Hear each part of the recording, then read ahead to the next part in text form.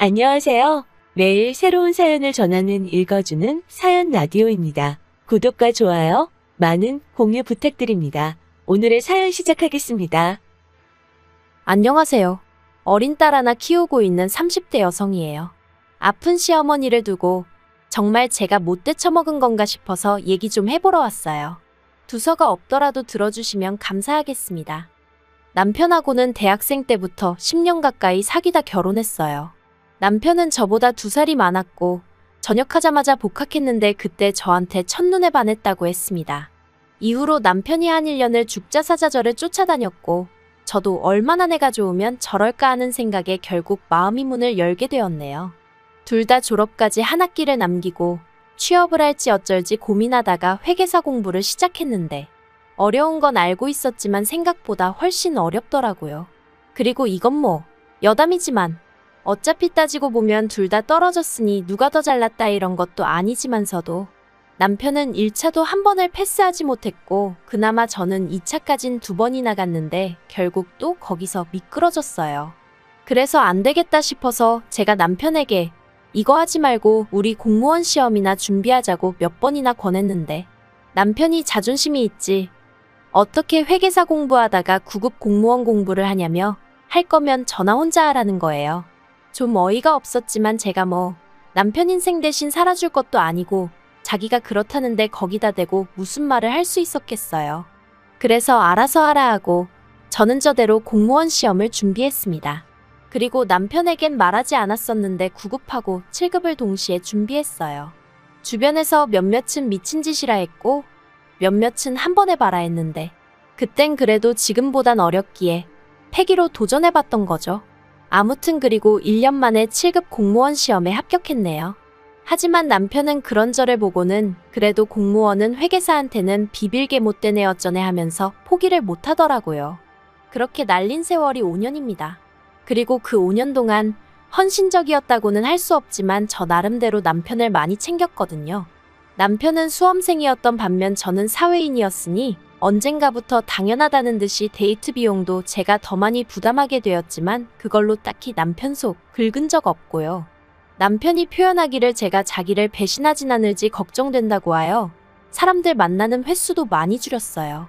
지금 생각해보면 진짜 한심해요.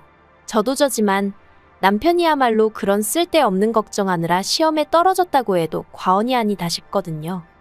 아무튼 그러다가 저희 사귄 지 7년 좀 넘어가던 때 남편이 그냥 취직하겠다고 하더라고요. 그래서 저도 그렇고 남편 부모님도 쌍수 들고 환영하신 걸로 알아요. 그런데 그때 이미 남편 나이도 나이였고 딱히 내세울 만한 게 없었습니다. 회계사 하나만 바라보고 있었으니 남들 다 가지고 있는 영어 성적도 없었고 말 그대로 이력서에 채워 넣을 게 없더라고요. 그러니까 이번엔 또 자기도 저처럼 7급 공무원 시험을 보겠다는데 제가 뭐 같아부터 말은 안 하겠어요. 하지만 시작부터 막말로 글러먹은 태도였고 절박한 사람들을 다 이겨먹을 만큼 좋은 머리도 아니었으니까 당연히 결과는 낙방이었습니다. 그래서 결국 남편이 시작한 게 학원 선생님이었어요.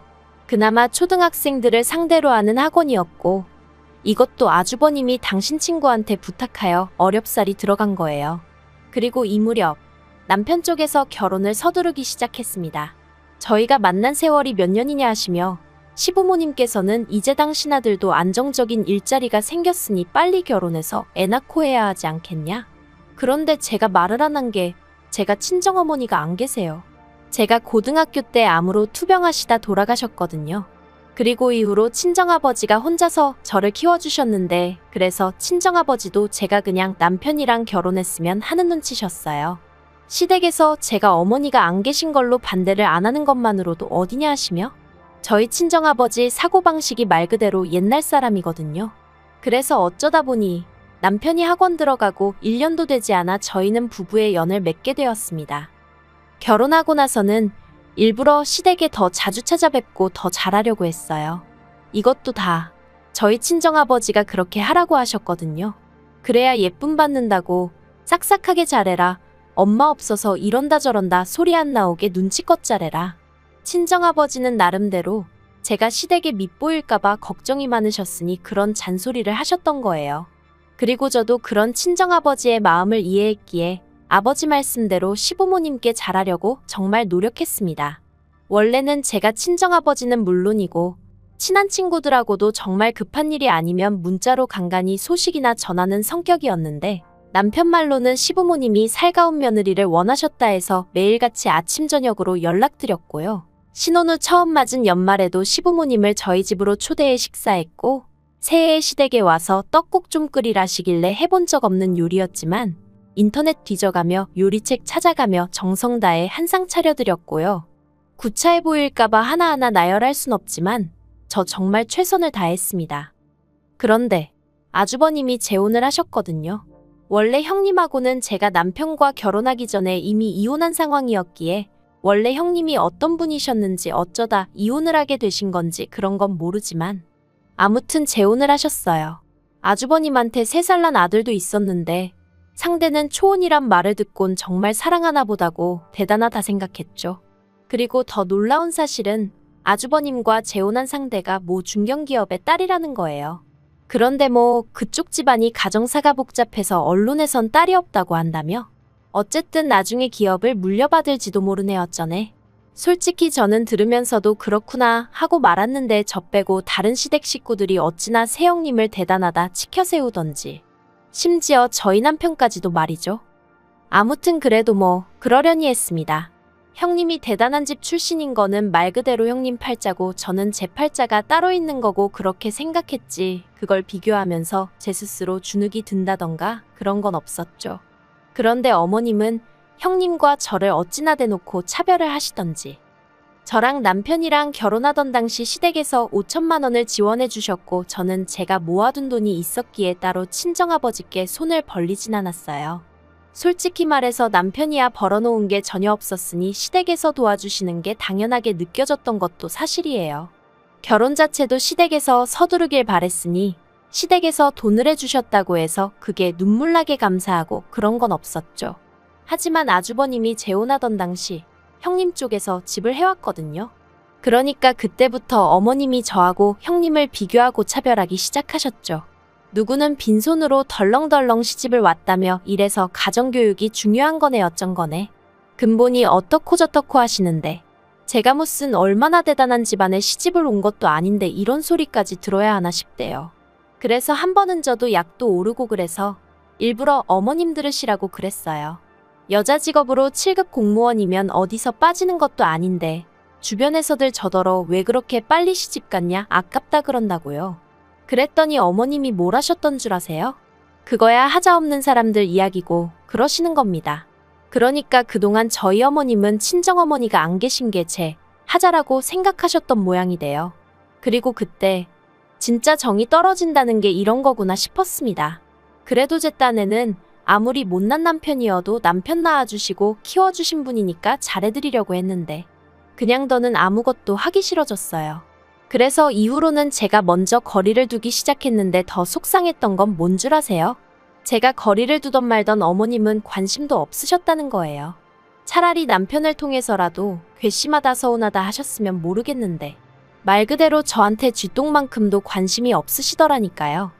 그러다 결혼한 지 3년째 되던 해 제가 딸아이를 낳았는데 그때도 병원에 오셔서는 제 얼굴을 쳐다보지도 않으셨어요. 오히려 세상에 나온 지 얼마 되지도 않는 그 조그마한 아이한테 머리가 크다느니 콧대가 주저앉았다느니 서운한 말씀만 잔뜩 해대셨죠. 그리고 이후로도 저희 딸을 예뻐하신 적이 없어요. 안아주신 적도 거의 없어서 지금도 저희 딸은 어머님을 보고도 멀뚱멀뚱 낯을 가려요. 친정어머니가 안 계시다 보니 외할머니 정을 느낄 수가 없잖아요.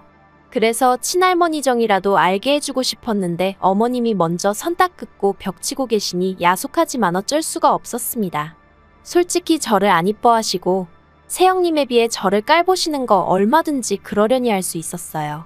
그런데 저희 딸한테까지 그러시는 게 하루하루가 지날수록 더욱더 원망스럽고 야속하고 그래서 어머님이 어떻게 생각하시건 간에 저는 제 안에서 마음을 접었어요.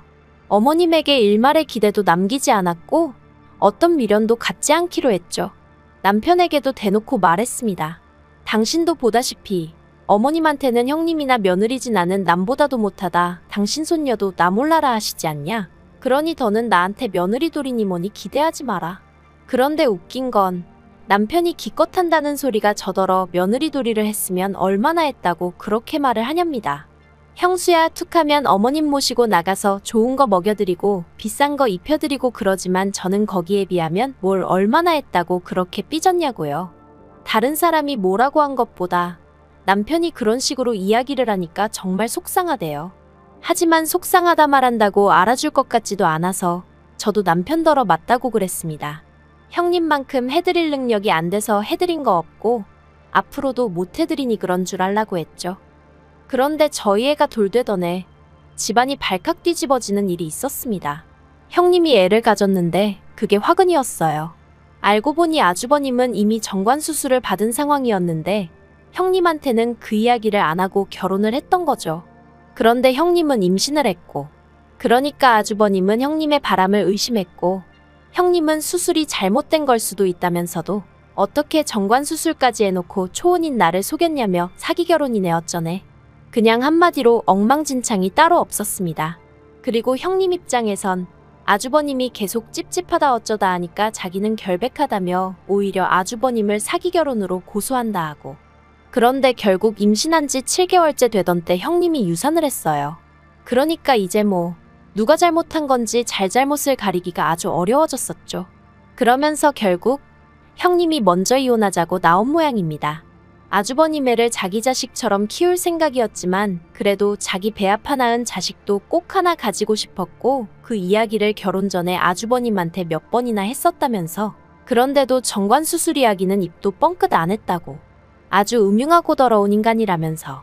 그리고 원래 결혼 기간이 짧으면 위자료를 거의 못 받는다고 들었는데 비싼 변호사를 썼는지 결국 아주버님이 위자료도 2천만 원인가 내줬습니다. 그리고 어머님한테 그간 선물한 보석이며 밍크며 명품백들까지 한 개도 안 남겨놓고 싹 다 뺏어갔죠. 저는 형님한테는 달리 미운 마음은 없었기도 하지만 어머님이 그렇게 비교할 때도 부럽다는 생각은 든 적이 없었는데 그땐 부럽더라니까요. 그런데 더 어이가 없었던 건 안 좋은 일은 연달아 온다더니 시댁이 딱 그랬습니다.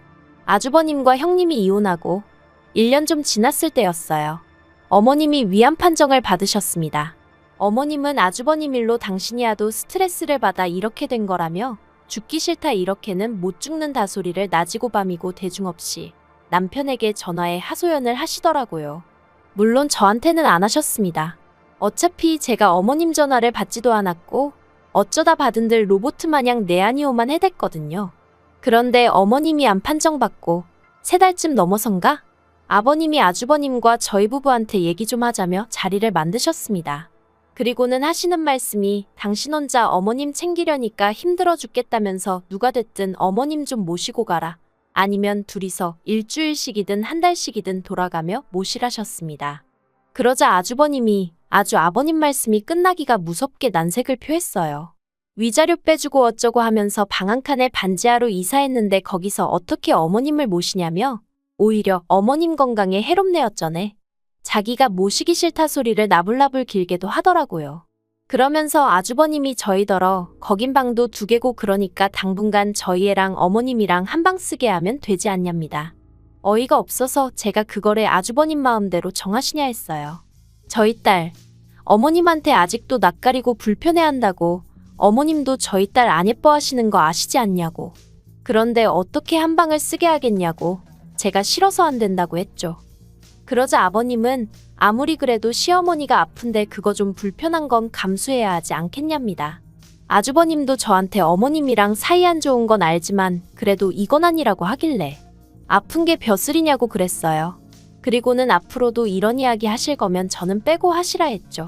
남편에게도 진작에 얘기했다. 며느리 도리 같은 건 안 하고 오로지 남편의 아내로 아이의 엄마로만 살겠다고. 그리고 말이 나왔으니 말이지만 어머님한테 가서 먼저 여쭤보셔라. 어머님이 나를 며느리로 생각한 적은 있으신가? 그랬더니 다들 더는 아무 말도 못하대요. 자기들도 눈 달리고 귀 달렸으니 제가 무슨 말을 하는 건지 알아들었던 게죠. 그리고 그날 집으로 돌아오는 길에 남편이 저한테 정말 안 되겠냐입니다. 뭐가? 하고 알면서도 되물었어요. 그러니까 남편이 어머님이 불쌍하지도 않냐면서 이참에 한번 기회를 드리면 어떻겠냐대요? 그래서 안 불쌍하다고 그랬어요. 정말로 하나도 불쌍하단 생각이 안 들었거든요. 어머님은 당신이 이렇게 아쉬운 처지가 되는 날이 올 거라곤 꿈에도 모르셨을 테죠. 그러니 저를 그렇게 막대하셨겠지만 저는 오히려 어머님 아프신 걸 보니까 신이 정말 있구나 그런 생각이 들었어요. 왜 뿌린 대로 거둔다고 하죠. 제 마음은 상상 이상으로 싸늘하게 식어 있었던 모양입니다. 아무리 생각해도 왜 제가 어머님을 불쌍하게 여겨야 되는지 모르겠거든요. 남편에게 안 된다고 분명히 말했는데 이제 와서 자꾸 어머님을 내 앞에 들이민다던가 우리 사이에 우겨넣으려고 하지 말라 했습니다. 그랬다간 당신도 내 눈 밖으로 치워버릴 거라고 당신 없이 우리 애 키우는 거 나 하나도 두렵지 않다고 했죠. 그랬더니 남편도 알겠다면서 더는 말을 안 하네요. 똑같은 사람은 되지 말아야지. 원수를 사랑하라지 그런 말도 나름대로 되새겨봤는데 결국 제 속만 썩어문드러지는 것 같아서 그것도 그냥 때려치렵니다. 어머님이 어떻게 되시든 솔직히 관심 없어요. 돌아가시길 바라는 건 아니지만 낫게 되면 낫게 되는 거고 아니면 아닌 거지. 정말 딱 그 정도네요. 긴 이야기 들어주셔서 감사합니다. 오늘의 사연은 여기까지입니다. 구독과 좋아요, 알람 설정해주시면 앞으로 더 좋은 사연으로 찾아오겠습니다. 감사합니다. 감사합니다. 감사합니다. 안녕하세요. 매일 새로운 사연을 전하는 읽어주는 사연 라디오입니다. 구독과 좋아요, 많은 공유 부탁드립니다. 오늘의 사연 시작하겠습니다. 안녕하세요. 이혼 숙려 기간이 끝나기만을 학수고대하고 있는 30대 여성입니다. 결혼할 때 남편 값만 볼 게 아니라 남편 주변 사람들까지 두루두루 살펴야 한다는 말 그토록 귀에 딱지가 않도록 들었는데도 막상 제가 결혼할 때가 되니까 그런 건 안중에도 없었어요. 오히려 어려운 환경에서 남편만큼은 제대로 잘한 것 같아 대단하다 싶었으니까요. 하지만 지금은 그때 제 선택이 몹시도 후회가 됩니다. 솔직히 남편이 중간에서 제 역할만 제대로 해주었다면 주변이 얼마나 개판이든 제가 이렇게 이혼까지 요구하진 않았을 거예요. 정말이지 어디서부터 어떻게 이야기를 해야 하나 싶네요. 제가 대학교에 입학하고 얼마 지나지 않았을 때 친정아버지가 하시던 사업이 망했어요. 그래서 전까지는 솔직히 나름대로 유복하게 자랐다고 생각했는데 순식간에 살던 동네, 살던 아파트를 떠나 말 그대로 생고생을 하게 되었죠. 친정어머니는 평생을 전업주부로 사셨는데 그때만큼은 당신도 뭐라도 해보셔야겠다며 아는 분식당에 가서 설거지도 하고 그러셨으니 남들도 다 그러고 산다지만 자식된 입장에선 참으로 가슴 아픈 상황이었습니다. 그래서 저는 남들은 연애도 하고 유럽 여행도 가고 그런다는 그 시절에 오로지 장학금 하나만 바라보고 미친 듯이 공부만 했어요. 덕분에 우수한 성적으로 졸업해서 교수님 추천으로 좋은 회사에 들어갈 수 있었고요. 하지만 이후로도 집안 형편은 크게 나아지질 않다 보니 여전히 저는 성공에 목말라 있었고 그렇게 또다시 앞만 보고 달리며 살았습니다. 그러다 제 나이 29이 되었을 때 친정아버지께서 마지막이라며 작은아버지가 하시는 사업의 일부를 넘겨받으셨는데 그게 생각보다 너무너무 잘 풀렸어요. 솔직히 친정아버지 연세도 있고 해서 별 기대는 없었고 그저 친정부모님이 당신들로 후준비만이라도 하실 수 있으면 정말 감사하겠다는 마음이었는데 아무튼 친정부모님의 상황이 나아지니까 그제서야 저도 숨통이 트이는 기분이었죠. 그리고 마음의 여유가 생기기 시작하니까 주변 사람들은 어떻게 하고 사는지도 하나둘씩 눈에 들어왔는데 언제 다들 그렇게 연애하고 결혼하고 애 낳고 그랬나 싶은 게 솔직히 저는 제가 제일 앞서 나가는 삶을 살고 있다 생각했는데 실은 누구보다도 뒤처져 있었더라고요. 황당했죠. 그리고 이러면 안 되겠다 그런 생각이 들었어요. 저는 비혼주의자도 아니었고 너무 늦지 않게 엄마도 되고 싶었거든요. 그래서 주변 가까운 지인들에게 나도 이제 슬슬 연애를 하고 싶단 분위기를 풍겼습니다. 그랬더니 다행히도 눈치 빠른 몇몇이 소개팅을 주선해 주었고 그렇게 남편을 만나게 되었네요. 남편은 말수가 많지는 않았지만 상대방의 말에 귀 기울여주는 자상한 사람이었어요. 적어도 연애 때는 그랬죠. 그리고 저는 그런 남편의 성격과 좋은 게 좋은 거라고 넘길 줄 아는 제 성격이 참으로 잘 맞는다고 생각했기에 3년이란 연애 기간 동안 단 한 번의 잡음도 없을 수 있었다고 믿었거든요. 그래서 남편이 프로포즈를 해왔을 때도 별 고민 없이 승낙을 했던 거고요. 그런데 결혼 준비를 시작하면서 시댁이 제가 생각한 것보다 훨씬 더 어려운 형편인 걸 알게 되었습니다. 물론 연애할 때도 까놓고 말해서 그렇게 있는 집자식이란 생각은 안 들었어요. 어느 순간 남편이 한 끼에 3만 원이 넘어가면 무척이나 아까워한다는 걸 알아차렸고 카페에 갈 때마다 제일 싼 음료만 주문한다는 걸 눈치챘으니까요. 하지만 그래도 성격 자체가 알뜰해서 그런 거라 생각했지 금전적으로 쪼들리는 상황이라곤 생각치 못했습니다. 남편은 그런대로 이름난 회사를 다니고 있었고 저도 들은 바가 있으니 얼마나 버는지 어느 정도는 예상이 가능했으니까요. 그리고 데이트 비용도 거의 반반이나 다름없이 부담하고 있었으니 여러 가지로 미루어 봤을 때 남편 집안 자체가 형편이 어려운 걸 눈치채긴 쉽지 않았어요. 그런데 정이라는 게 정말 무서운 게 제가 그렇게 성공에 목이 말랐고 돈이 얼마나 중하고 무서운 건지도 잘 알고 있었음에도 불구하고 막상 남편 집안이 어렵다니까 그런 이유로 남편하고 헤어진다는 건 상상을 못 하겠더라고요. 돈이라는 게 있다가도 없고 없다가도 있고 그걸 저나 저희 가족이 몸소 겪기도 했으니 남편의 상황 또한 나아질 거라는 허황된 상상을 하기도 했고 그래서 결혼을 반대하는 친정 부모님이 야속하게만 느껴졌어요. 오히려 그런 어려운 환경 속에서도 번듯하게 자란 남편의 됨됨이를 봐주지 않으시는 것 같아 속상했죠. 하지만 결혼하고 나서야 알게 되었습니다. 저희 친정부모님은 시댁의 가난이 마음에 안 드셨던 것도 아니고 남편을 싫어하셨던 것도 아니고 시댁의 가난이 저를 힘들게 할 거라는 그 하나만을 걱정하셨다는 걸요. 우여곡절 끝에 결혼 허락은 받았지만 역시나 시댁에선 이런 한 푼 보태줄 수 없는 상황이었고 결국 괘씸하다 하시면서도 보다 못한 친정부모님이 1억을 보태주셨습니다. 그리고 이 돈에 저는 제가 모아두었던 돈과 남편이 모아둔 돈을 더해 서울 변두리에 있는 작은 아파트를 샀는데 이때부터였어요. 그 전까지만 하더라도 도와주지 못해 미안하다 니들만 잘 살면 된다 하시던 시부모님께서 걸핏하면 당신들은 집이 없어서 썩을프다 소리를 하기 시작하신 게요. 처음엔 좀 당황스럽기도 하고 어떻게 대꾸를 해야 하나 싶었습니다. 하루가 멀다 하고 툭하면 당신들은 집도 없다 어쩐다 해대시니 어떨 땐 정말이지 눈 딱 감고 저더러 어쩌라고요 하고 내지르고 싶은 심정이었죠. 하지만 이후로 이어졌던 일들에 비하면 시부모님의 집 타령은 세 발의 피에 불과했습니다. 제가 시부모님한테 특히나 어머님한테 질려버린 건 결혼한 지 1년쯤 됐을 때였어요. 남편에게 들으니 아주버님이 음주사고로 직장을 잃었는데 알고 보니까 그전부터 형님과 상의도 없이 마통 뚫어 쓰고 대출받아 주식하고 뭐 한마디로 가지가지로 형님을 속여왔다고요. 게다가 아주버님이 실직을 하면서 그간의 거짓말들이 연달아 드러났고 그 충격으로 임신 중이던 형님은 유산까지 했으니 그러니까 한마디로 부부 사이가 회복 불가한 수준까지 망가졌던 거죠. 그런데 제가 말은 안 했지만 같은 여자로서 정말 열받았던 게 시부모님이 그런 형님을 붙들어 놓고 이미 일은 벌어졌는데 아주버님을 용서해야지 용서를 안 하면 어쩌겠냐면서 오히려 형님을 나쁜 사람처럼 몰아가더랍니다. 아주버님이 나쁜 뜻으로 그런 것도 아니고 살다 보면 실수도 할 수 있는 거라면서 사과를 하면 받아주는 게 맞다고. 저는 아주버님도 문제지만 아무리 자식이라지만 똥인지 된장인지 분간 못하고 싸고 돈 시부모님이 더 문제라고 생각했네요.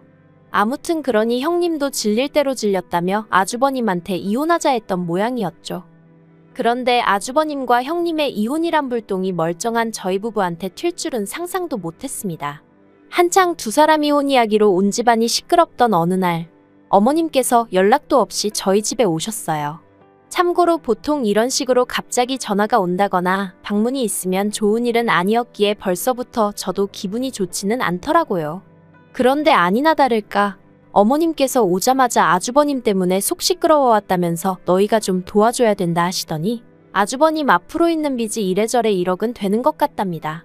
그리고는 그 돈의 일부라도 지금 당장 갚지 않으면 신용불량자가 되게 생겼다며 그러면 다시 취업도 못하고 서로가 더 힘들어진다고.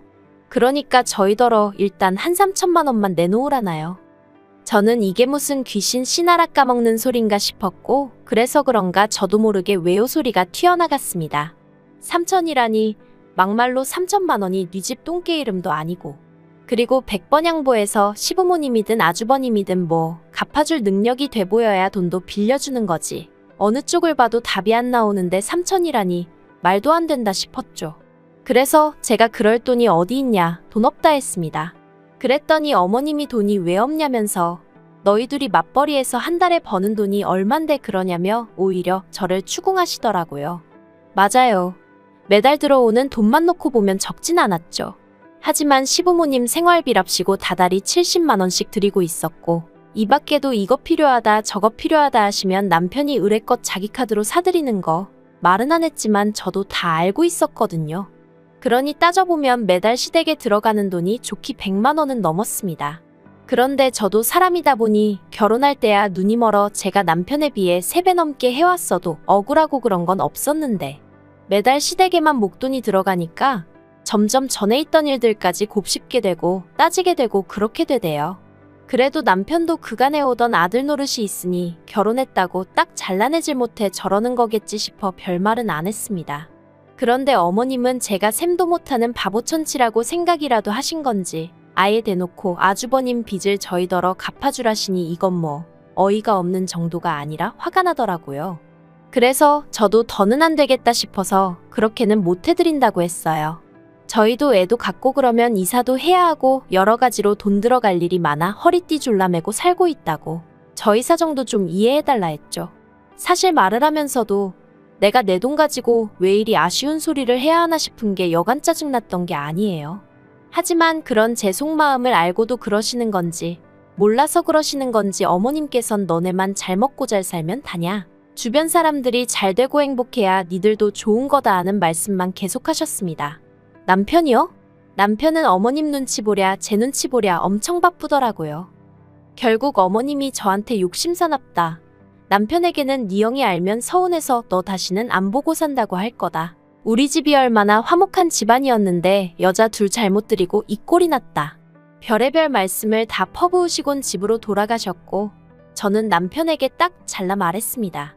나는 절대로 그 돈 못 해드린다고. 아주버님이 한두 살 먹은 어린애도 아니고 일을 내셨으면 책임도 아주버님이 지셔야지. 막말로 주식하셨다면서 주식으로 돈 버셨으면 그거 우리 주셨을 거 아니지 않냐? 그리고 어머님도 너무하신 게 어머님 아들을 왜 우리더러 책임지라 하시냐? 그랬더니 남편이 저한테 꼭 그렇게까지 말해야 하냐면서 자기도 기분 안 좋고 머리 복잡하니 말 조심하랍니다. 어머님 앞에서는 눈치 보느라 찍소리도 못하고 있던 인간이 그래도 나는 만만한가 지하고 싶은 말을 막 하네 싶은 게 어이가 없더라고요. 그래서 남편이 뭐라건 간에 그 돈 해줬다간 나도 가만히 있지 않을 거라고 했어요. 그리고 다행히 남편이 돈은 안 해줬습니다. 아주버님도 이혼당한 마당에 당신까지 이혼당하면 볼만하겠다고 제가 한마디 한 게 빚으로 꽂혔다나 어쨌다나 그러대요. 아무튼 이후로 한동안 적어도 저희 둘은 그럭저럭 잘 지냈습니다. 사실 시부모님이고 아주버님이고 시댁 일만 아니면 남편하고 저는 크게 다툴 건 없었으니까요. 그런데 몇 달이 흐른 얼마 전이었습니다. 어머님이 아주버님 일로 저희랑 상의할 일이 있다며 이번엔 저희를 시댁으로 불러들이셨지요. 보나마나 돈 이야기 일게 뻔했으니 저도 나름대로 마음을 단단히 먹고 갔습니다. 또 돈 이야기 하시면 뒤도 안 돌아보고 나올 거라고 남편에게도 미리 선전포고하듯 말을 해뒀죠. 그런데 이번엔 그냥 돈 이야기가 아니었어요. 시댁에 도착해 말 그대로 서로 속내를 감추고는 인사를 나눴습니다. 전에 없이 다정한 척하시며 어머님이 과일도 손수 깎아주시는 걸 보곤 오늘은 액수가 저번보다 훨씬 큰가 하는 생각이 들대요. 여담이지만 저도 여우같이 어머님한테 살랑살랑했어야 하는데 성격이 그러질 못해서 그것 못하고 오로지 날만 세우고 있었어요. 그리고 아니나 다를까 분위기가 살짝 풀어지면서 서로 가벼운 대화를 주고받던 무렵 어머님께서 저희 친정부모님 안부를 물으셨습니다. 그런데 기분은 별로였어요. 사실 명절 때면 저희 친정에선 늘 시댁으로 과일 보내고 고기 보내고 그러셨는데 정말이지 받아드시기는 잘도 받아드시면서 정작 고맙다는 말씀은 한 번을 하신 적이 없으셨거든요. 그런데 대뜸 저희더러 오라고 해선 웬일로 제 친정부모님 안부를 물으시니 어머님 가식에 소름이 끼칠 지경이었죠.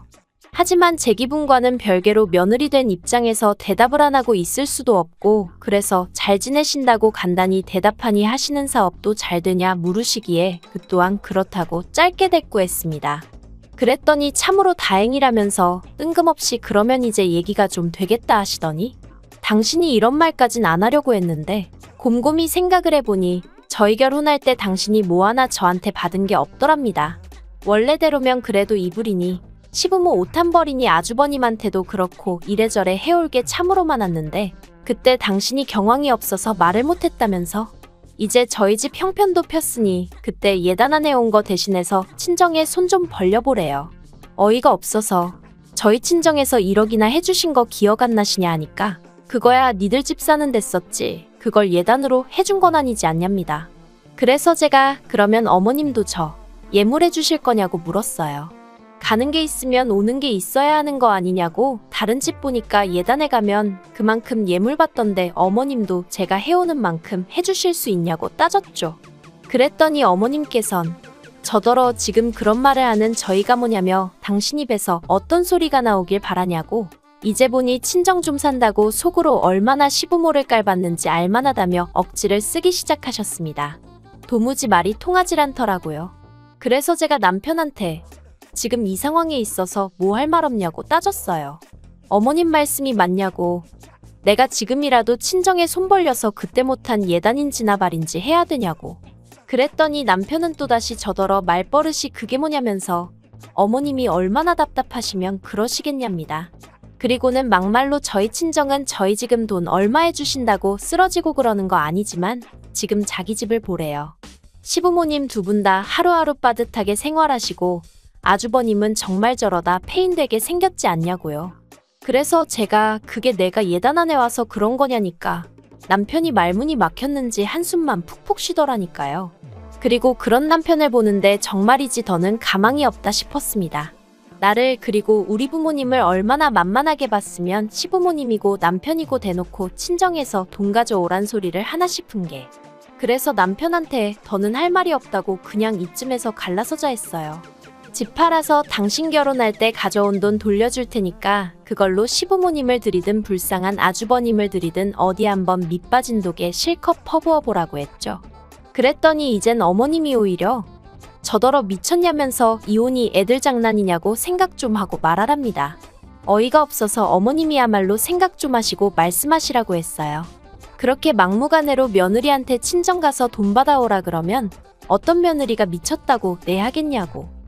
어머님의 경솔한 발언 때문에 잘 사는 아들 내외가 하루아침에 갈라설 수도 있다는 걸 왜 모르시냐고. 저도 감정적으로 격해지다 보니 나중엔 악을 쓰게 되더라니까요. 그리고 결론부터 말하자면 남편하고는 결국 헤어지기로 했습니다. 그날 집으로 돌아와 남편하고 정말이지 주먹만 오가지 않았다 뿐이지 살떨리게 싸웠거든요. 남편은 아무리 어머님이 억지를 쓰셨어도 자식된 입장에서 그렇게 대들었으면 안 됐다면서 계속해서 제 태도만을 문제 삼았어요. 저는 저대로 어찌됐건 간에 남편이 나서서 제 편 들어주고 어머님한테 그런 말씀하지 마시라고 단도직입적으로 얘기했어야 한다는 입장이었고요. 그러면서 제가 남편더러 당신은 정말 무책임하고 무능력한 남편이라니까 그러면 자기랑 헤어지고 지금이라도 부자 남편 만나서 살랍니다. 그 소리를 듣곤 진짜 눈이 뒤집힌다는 게 이런 건가 싶었어요. 막말로 남편이 어머님 대신 사과하겠다미 안 하다 하고 납작 엎드리기라도 했으면 그래 남편이 무슨 죄냐 해서 또 어영부영 넘어갔을지도 모릅니다. 하지만 번번이 저하고 있을 때만 언성 높이고 이제는 뭐 부자 남편을 만나라니 그게 자기 와이프한테 할 소리냔 말이죠. 그래서 저도 고맙다고 했어요.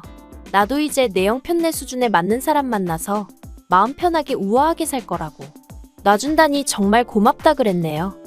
그런데 제가 이렇게 컴퓨터 앞에 앉게 된 이유이기도 합니다만 이제 이혼이 확정되기까지 며칠 남지 않았는데 남편에게 연락이 왔어요. 한다는 말이 자기가 반성 많이 했다고요. 아주버님하고도 어머님하고도 얘기 잘 끝냈다며 이제 자기 식구들이 돈 문제로 저를 힘들게 할 일은 없을 거라더니 그러니까 우리 이혼은 없던 일로 하고 다시 한번 잘해보자. 우리 좋았잖아 그러대요. 온몸에 닭살이 쫙 돋으면서 이걸 어떻게 어르고 달래야 하나 싶었습니다. 막말로 고지가 코앞인데 남편이 갑자기 이혼 안 하겠다 해버리면 어쩌나 싶어서요. 그래서 일단은 대충 적당히 남편이 하는 말 한마디 한마디에 대꾸해주고 있긴 합니다만 절대로 돌아가는 일은 없을 거예요. 이미 남편이 저에겐 결코 도움될 사람이 아니라는 걸 알아버린 마당에 제가 제 발로 똥물에 들어갈 이유가 없잖아요. 그리고 시댁 식구들한테 한마디 하고 싶습니다. 가난한 걸 부끄러워하시라는 게 아니에요. 막말로 어머님 아버님이 어려우신 거야 두 분 사정이고 제가 어떻게 해드릴 것도 아닌데 부끄러워하셔라 마라. 제가 말할 입장이 아니죠. 하지만 그 책임을 왜 두 분 아들들도 아니고 피 한 방울 안 섞인 며느리한테 지우시려는 건지 사도는 또 무슨 죄고요. 그러니 저는 두 분의 특히나 어머님의 그런 뻔뻔함을 더는 감당할 자신이 없습니다. 부디 어머님은 어머님만큼이나 더 뻔뻔하고 지독한 새며느리들이셔서 그나마 다달이 받으시던 생활비도 못 받고 정말 시애미 대접 못 받는 게 어떤 건지 한번 겪어보셨으면 좋겠네요. 긴 이야기 들어주셔서 감사합니다. 오늘의 사연은 여기까지입니다. 구독과 좋아요, 알람 설정해주시면 앞으로 더 좋은 사연으로 찾아오겠습니다. 감사합니다. 감사합니다. 감사합니다.